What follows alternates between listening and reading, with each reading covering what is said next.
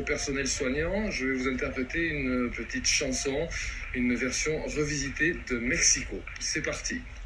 On est entré en quarantaine dans la patrie de Nimeño.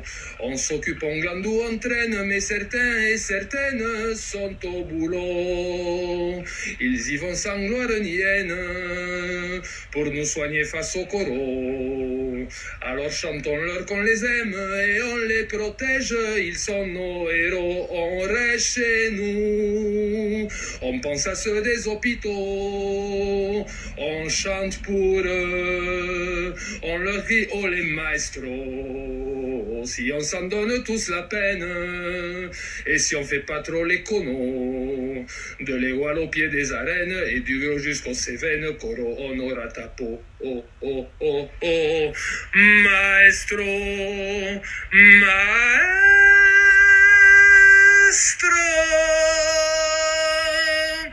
Yepa, on vous aime les gens des hôpitaux, on vous aime. Alors c'est parti de deux choses en fait. On est parti, on était en train de discuter avec un copain. Il y a un autre jeu sur Facebook qui s'appelle rappelez-vous notre meilleur souvenir ensemble ou quelque chose comme ça. Et il y a un copain qui me dit ah tiens mais moi mon meilleur souvenir c'est quand tu avais chanté Mexico. Alors c'était au fin fond de la Macédoine dans un mariage avec un déplacement, c'était à l'occasion d'un déplacement avec les handballeuses de Bouillard en Macédoine à Guevguelia. Et on était tombé dans à l'hôtel où on était, il y avait un mariage, c'était un peu incrusté et j'avais chanté paraît-il Mexico. Je m'en souvenais pas du tout, c'est mon copain qui m'a rappelé ça. Et donc voilà, on parlait de ça, et puis on en vient aussi à parler de l'opération Faites du bruit pour les soignants, là, qui est tous les soirs à 20h.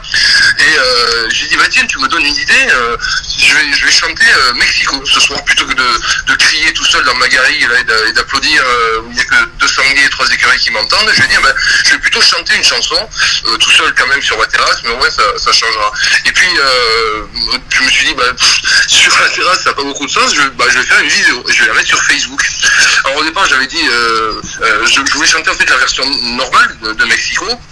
Et puis après je me dis bah tiens, tant qu'à faire le délire, autant le pousser jusqu'au bout et faire écrire des paroles qui rendent hommage au personnel soignant, parce que j'ai beaucoup de copains qui travaillent à Carrémo, au CHU Carrémo à Nîmes, et qui dérouillent vraiment quoi, hein, qui sont très inquiets, qui travaillent sans arrêt dans des conditions difficiles et que ça m'a beaucoup touché. Donc j'ai dit bah je vais faire des paroles pour le truc, c'est qu'il est 19h30 et que je voulais absolument le publier à 20h, donc j'ai écrit ça à l'arrache, voilà, sur un mauvais bout de papier, sans réussir à me relire et tout ça, mais voilà. L'idée en fait elle est partie de là, en fait c'est le double truc, c'est le délire de Mexico en Macédoine, et puis surtout le soutien à mes amis qui bossent dans les hôpitaux et notamment au CHU Carrémo de Nîmes. Mais moi ça me dépasse complètement, moi je suis parti sur un délire. Alors moi je connais strictement rien aux chiffres et aux stats de Facebook. Je sais que la vidéo en 24 heures elle a fait presque 4000 vues. Ma vidéo sur mon Facebook perso, hein, que j'avais partagé nulle part, donc voilà. Et puis je voyais des gens qui partageaient, qui repartageaient, et il se trouve que mes copains donc, de l'hôpital l'ont vu et l'ont fait tourner aussi dans leur service via leur groupe interne au CHU, et ça s'est répandu comme ça petit à petit. C'est devenu, alors viral c'est peut-être un bien grand mot, mais en tout cas ça a grandi petit à petit. Et puis je me suis dit mais puisque c'est en train de partir pas en live, mais en tout cas de bien se passer, pourquoi est-ce qu'on ferait pas un challenge? Et j'en ai parlé à mon directeur à France Bleu Gard Lozère et à la responsable des programmes, et je dis ça vous dit qu'on tente un truc, hein, on lance ça et on demande aux gens de réagir, de faire des contributions, de chanter Mexico, même si c'est en te fond on s'en fout quoi. C'est pas grave, c'est juste le fait de participer. Et voilà, et c'est parti de là. Et effectivement, j'ai reçu plein de messages de gens que je ne connaissais pas du tout, beaucoup de gens qui sont dans le milieu médical justement, qui ont eu cette vidéo par le biais de partage, et qui m'ont effectivement envoyé des messages. Et ça, je te donne ma parole, je vous donne, puisqu'il faut se vous voyez, je vous donne ma parole d'honneur que je n'ai passé mon week-end à exclusivement répondre à des messages ou à des publications liées à ce challenge. Voilà, ça me dépasse complètement, hein. Je suis parti d'un délire, et voilà, après c'est super sympa, c'est génial, et ça continue, hein. J'en reçois tous les jours, ça ne s'arrête jamais, en fait tous les jours, depuis 2 jours. Votre boulot de journaliste aujourd'hui, qu'est-ce que vous pouvez nous dire sur la situation? Vous en avez un peu parlé rapidement, mais de la situation à Carrémo, on voit que dans le Grand Est c'est très compliqué, en Ile-de-France ça commence à être très compliqué, à Nîmes et dans les environs, comment ça se passe notamment au CHU Carrémo? Alors c'est très compliqué, hein, les équipes sont sous tension en permanence. Je sais qu'il y a deux tentes qui ont été montées devant les urgences de Carrémont pour accueillir soit des premiers cas, des premiers contrôles, soit pour stocker du matériel. Tout le personnel a reçu une lettre leur demandant de se tenir à disposition immédiate si nécessaire, donc plus de congés, plus de RTT, plus de week-end et la possibilité d'être mobilisé immédiatement si c'est nécessaire. Et puis en termes de nombre de cas, alors là je ne l'ai pas exactement en tête, dans le Gard, ce que je sais c'est que malheureusement on déplore, à l'heure où je vous parle, on déplore 2 décès malheureusement dans le Gard. Et par rapport à notre travail commun de journalistes, c'est quoi votre avis, votre idée sur le travail que nous devons faire, nous journalistes, retranscrire l'information, la donner bien entendu, et faire aussi passer les consignes de précaution. Quel est le travail vraiment de journaliste aujourd'hui dans cette crise sanitaire très grave? Alors, je pense qu'il y en a plusieurs. Il y a plusieurs aspects. Le premier, c'était évidemment, de faire passer les consignes de sécurité.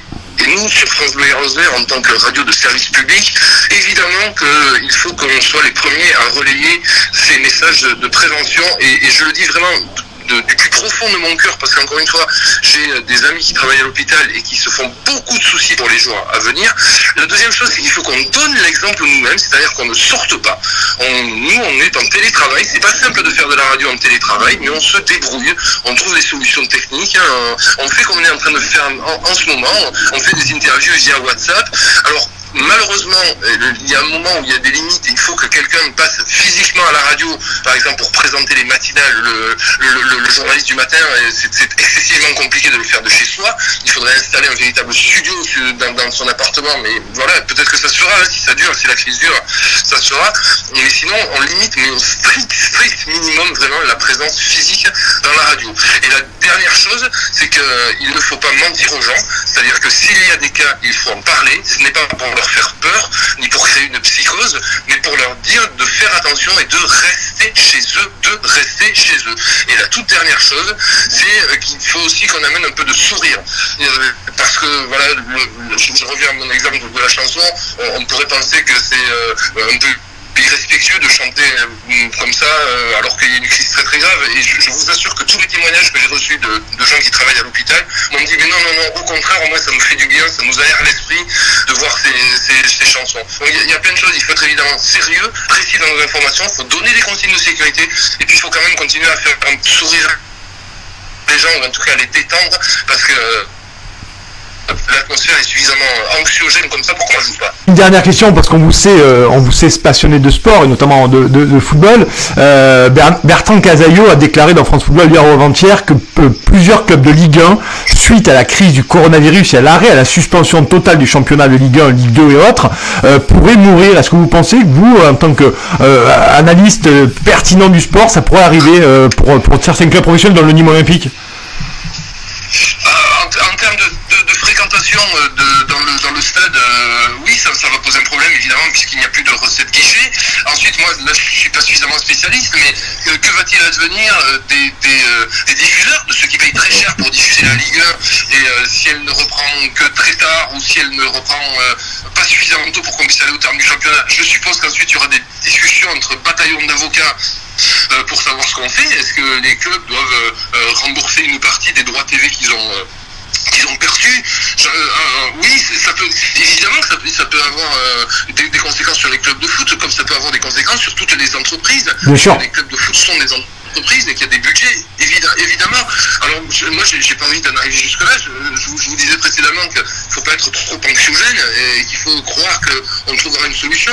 C'est vrai qu'en ce moment on est tous dans la solidarité, on a envie de s'aider les uns les autres. Quand la crise sera passée, on verra vraiment ceux qui sont solidaires ou pas. On verra s'il y en a qui vont réclamer leurs sous parce que voilà, ils ont donné des sponsors ou je ne sais qui, ou des diffuseurs, parce qu'ils ont donné des sous, et ils disent ouais non mais maintenant faut nous les rendre. On verra qui est vraiment solidaire. Mais après, là maintenant tout le monde joue au jeu, c'est normal. J'attends de voir après, quand on sera sorti de cette crise-là, quelles seront les attitudes des uns et des autres.